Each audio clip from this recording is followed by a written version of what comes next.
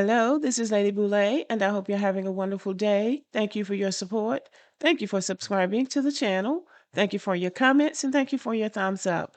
Thank you for all you do to support the channel. And yes, we are commanded to love one another, whether we want to or not, or whether we agree with each other or not. So this might sound like something of a provocative title, but I think that you will get my point as I go through the video. How Africans and Caribbeans can get along with Black Americans. A lot of people think the tension between Black Americans and some Black immigrants is just an online thing, but it's not. It's real, it's widespread, and it's rooted in years of disrespect, stereotypes, and misunderstandings that never get talked about honestly. This video isn't about attacking anybody. It's about clarity. It's about boundaries. And it's about how we can actually move forward with respect if people are willing to hear the truth.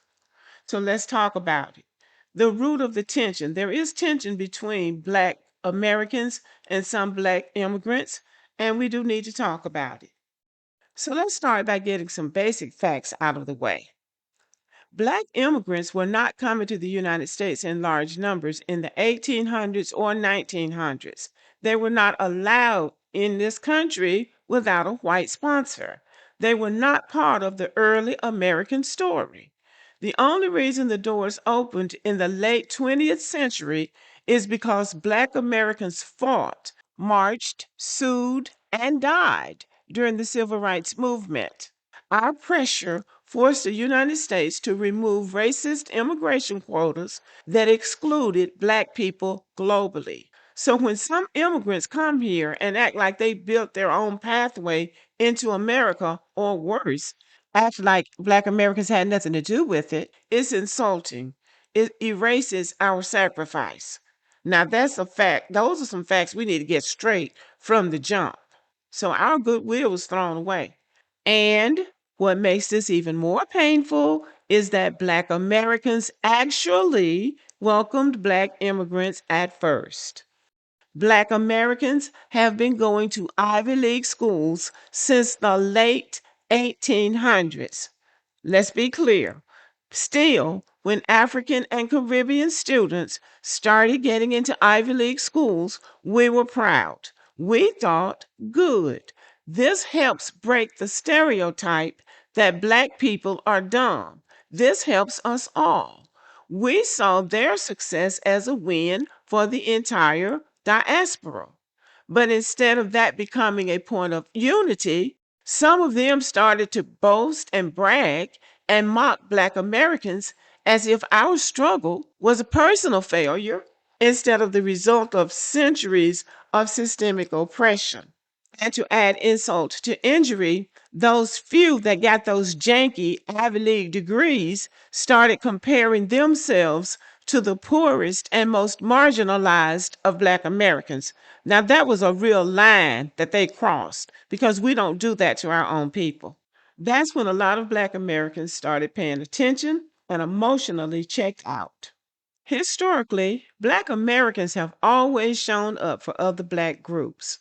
When Africans faced deportation scares, when Caribbean immigrants lost TPS protections, when crisis hit their communities, Black Americans were the first to speak up.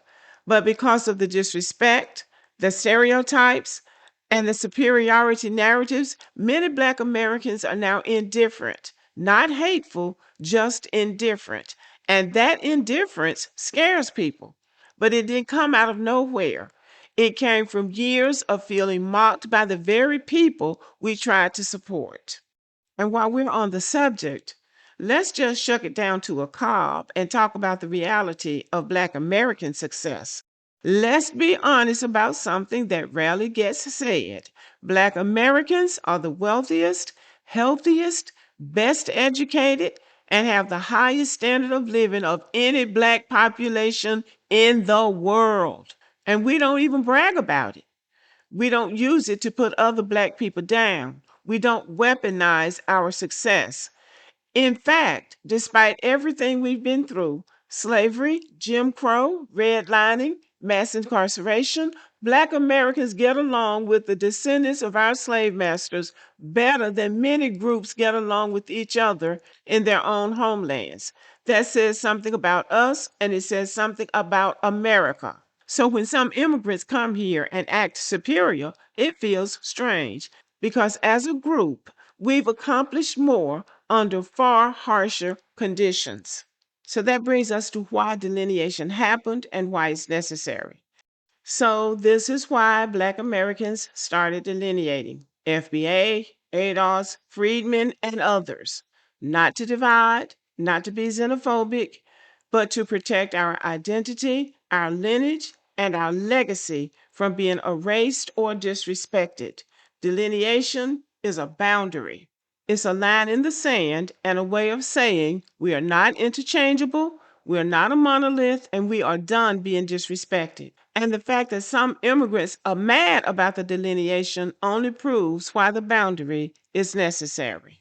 Now, here's the way forward for anybody that's interested, and I'm talking to African and Caribbean immigrants. Stop coming to America with stereotypes about Black Americans. You don't know anything about us, and anything anybody told you in your homeland didn't know enough to be talking. Stop acting like your success is proof of our failure, because it is not. We are way more successful than you will ever be. Stop erasing the civil rights movement's role in your ability to be here. Stop mocking the group that built the foundation you're standing on, because without us, you are standing on shaky ground.